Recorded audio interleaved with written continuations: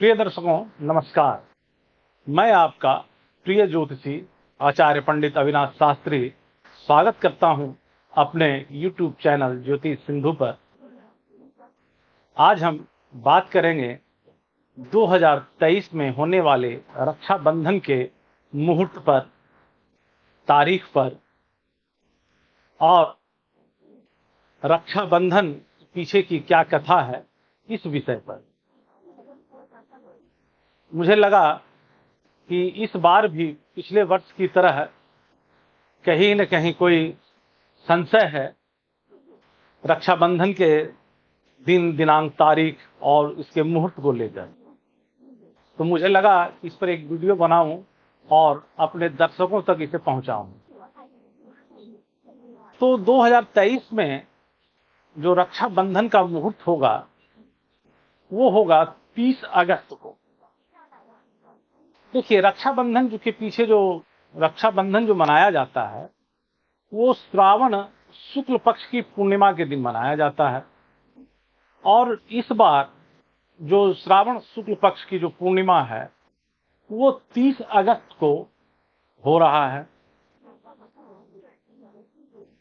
पूर्णिमा का जो प्रवेश है वो 10:58 से है और 10:58 के बाद पूर्णिमा अगली सुबह यानी 31 अगस्त की सुबह 7:05 तक है। लेकिन एक बाधा है 30 अगस्त को कि 10:58 से पूर्णिमा का प्रवेश होगा और साथ ही भद्रा का भी प्रवेश होगा। श्रावणी और फाल्गुनी में भद्रा में शुभ कार्य करना वर्जित है। यानी श्रावणी का अर्थ यह है कि रक्षाबंधन और होलिका दहन ये भद्रा में नहीं किया जाता है। ये ऐसा करना शुभ होता है। भद्रा का जो समय काल है वो 30 अगस्त के रात्रि 9:02 तक है। तो जो रक्षाबंधन का जो शुभ मुहूर्त होगा वो होगा 30 अगस्त की रात्रि 9:02 के बाद सुबह 7:05 तक।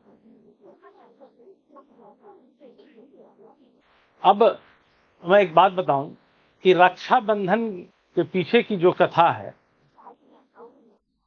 तो लगा कि मैं अपने दर्शकों से इसके बारे में चर्चा करूं और बताऊं उन्हें। तो रक्षाबंधन के पीछे सबसे पहली जो कथा है वो राजा बलि की कथा आती है कि वामन रूप में बलि से जब सब कुछ भगवान ने छीन लिया, ले लिया,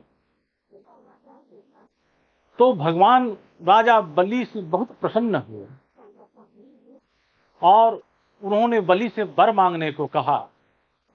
बलि ने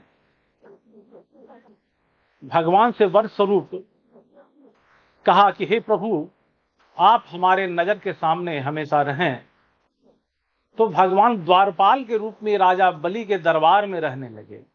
यह बात जब मां लक्ष्मी को पता चली तो माता लक्ष्मी ने राजा बलि को रक्षा सूत्र बांधकर भगवान विष्णु को द्वारपाल पद से मुक्त कराया। दूसरा, महाभारत में एक कथा आती है कि भगवान कृष्ण ने जब शिशुपाल का गर्दन अपनी सुदर्शन से काटा और सुदर्शन जब वापस उनके पास लौट रहा था तो उनकी अंगुली कट गई। तो द्रौपदी ने अपने साड़ी का पल्लू फाड़कर श्री कृष्ण के हाथों में बांधा। तब से हर बहन अपने भाई की रक्षा की कामना के लिए उनके हाथों में, अपने भाई के हाथों में रक्षा सूत्र बांधती है। मैं अपने दर्शकों से एक बात कहना चाहूंगा कि रक्षाबंधन कोई औपचारिकता नहीं है। ये भाई और बहन के अटूट प्रेम का प्रतीक है। बहन अपने भाई की मंगल कामना करती है और भाई अपनी बहन को यह वचन देता है, संकल्प देता है कि वह जब भी कभी जरूरत पड़ेगी अपनी बहन की रक्षा के लिए सदैव तत्पर रहेगा। जिस प्रकार श्री कृष्ण ने द्रौपदी के चीरहरण के समय उसकी रक्षा की थी, वैसे ही हर भाई अपनी बहन की रक्षा सदैव करेगा।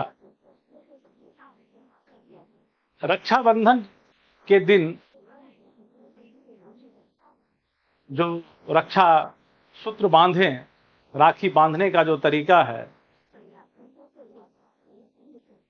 भाई पूर्व दिशा की ओर मुख करके बैठे, बहन स्नान ध्यान करने के बाद जब तक राखी न बांध ले तब तक फलाहार या उपवास रखे, अपने भाई को तिलक लगाए,